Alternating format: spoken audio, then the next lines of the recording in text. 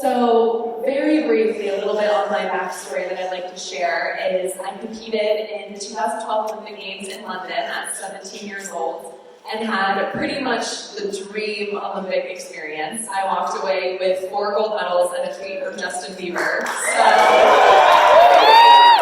it doesn't get much better than that. And then fast forward 4 years later, and so much had changed at that point. I had become a professional athlete, so I had sponsorships and endorsement deals. I had swam in college for 2 years, and now I wasn't this naive 17-year-old that no one was expecting anything from. I was a 21-year-old veteran that people were expecting to come back and not just do well, but do better. And I had set the bar fairly high for myself 4 years earlier, and I really started to feel the pressure and the expectations. And I started for the first time in my life swimming out of fear of disappointing others instead of simply just love for the sport and joy and fun.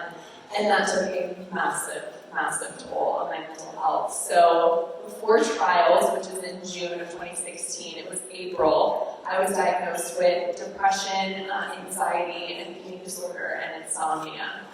And to get that diagnosis so soon before I was supposed to be the best I had ever been and the best in the world was very challenging and very daunting.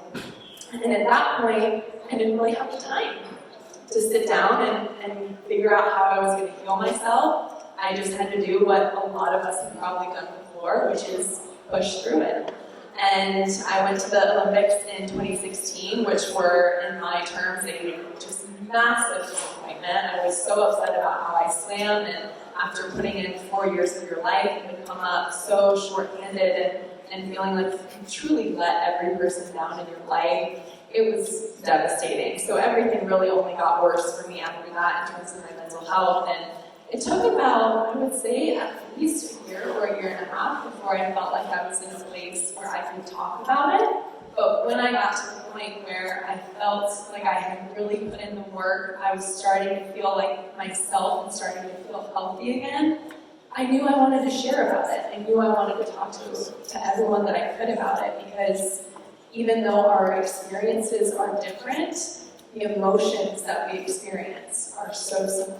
And what we go through are so similar. And I remember when I was going through that, it was the people, it was the community that got me through, and knowing that I was not alone. And so my thought process was, if I can talk about this and one person out there no longer feels like they're alone in feeling this way, then it's going to be worth it. And so the past several years being on this journey and speaking about it and having those people come up and telling me I no longer feel alone, and hearing this from someone else, those are the moments where, as hard as it can be to talk about it sometimes, it's all worth it.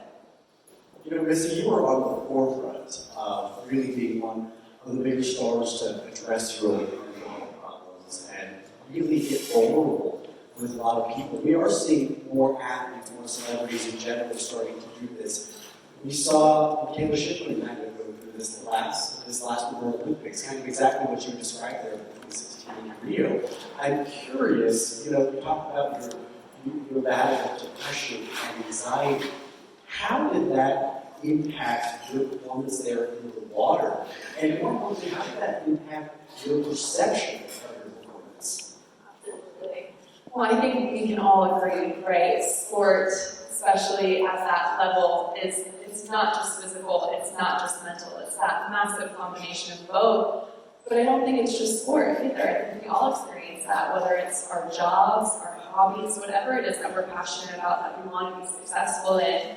You have to be there in both body and spirit to be the best that you can be. So that's the really hard thing about sport, is even when my body was there, I had trained harder than I had ever trained before, 4 to 6 hours a day, every day, 4 years, and it comes down to these 8 days of the Olympics. But if your spirit, your soul, your mind is struggling, it's really going to be hard, because you're almost working against yourself. And so much of sport and of life is believing in yourself. And I think when we are at a place with our mental health where we're struggling, it's really, really hard to believe in yourself. And so trying to believe in yourself on that level of the stage was really, really challenging. I remember one of the hardest things is as soon as you get out of competition, you have to go through media before you can do anything else, before you see your coaches, your teammates, and because it's the Olympics, it's a lot of media. And so there's so many different people you have to walk through. It's TV, it's radio, it's newspaper, it's all of it. And I remember after every race getting out and reporter after reporter just asking, what's wrong with you?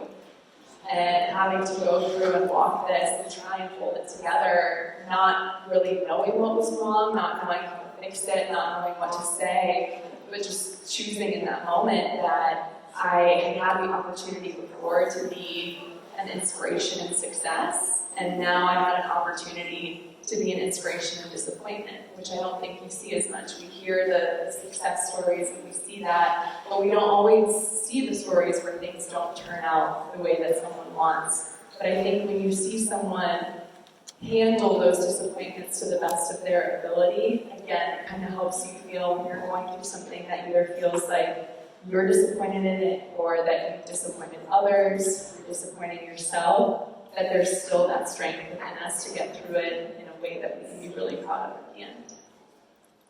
I want to ask a question that, and she gave me permission to be real here. This is the realest we're ever going to get at all.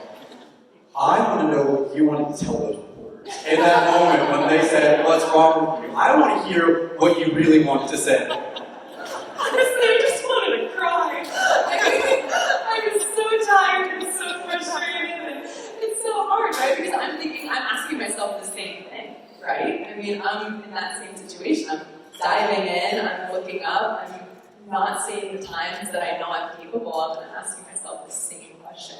What's wrong with me? And I think part of what makes that so hard too is in London, my persona that got to be known, which is who I am, is a very happy, outgoing, joyous, bubbly person. So then not only was I expected to be a great athlete, but I was also expected to be happy while I was doing it.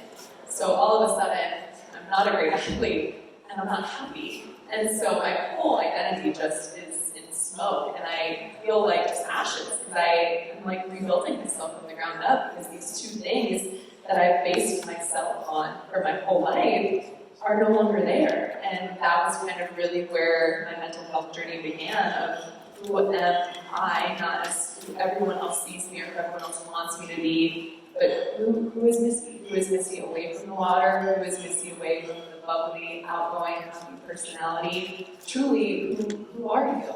And that was where my journey really began. And it's a journey that I'm still on. I don't know where Lexi is, but she said it earlier, which I thought was so beautiful, is that healing is not linear. And our mental health journeys are not linear. It's not a situation where we deal with depression, we go to a therapist, we get on medication, and then we heal, we feel like we're in a great place, and that's it. You know, move on, and you never have to deal with it again.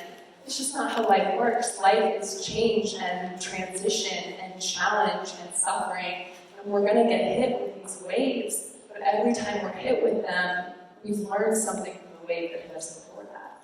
We know the tools, we have some idea of what works for us now. And so that was really my first chance to figure out, okay, when I get to this spot, when my mental health is struggling, what are my first steps? Where do I go? Do I go see a therapist first? Who are the people I'm going to ask for help right away? What are the warning signs, right? Before maybe that wave hits, what's the sense that things are starting to get a little bit more turbulent, so maybe I can get on top of this before it gets to a place that is really, really hard. And so I think at that time, I wouldn't know what to say to them, because I didn't know the answer, and it took me years to work through it and realize there wasn't anything wrong with me, that I was a 21-year-old woman in front of 2 billion people having an identity crisis and trying to make every single person around her happy and trying to figure out what was going to make me happy.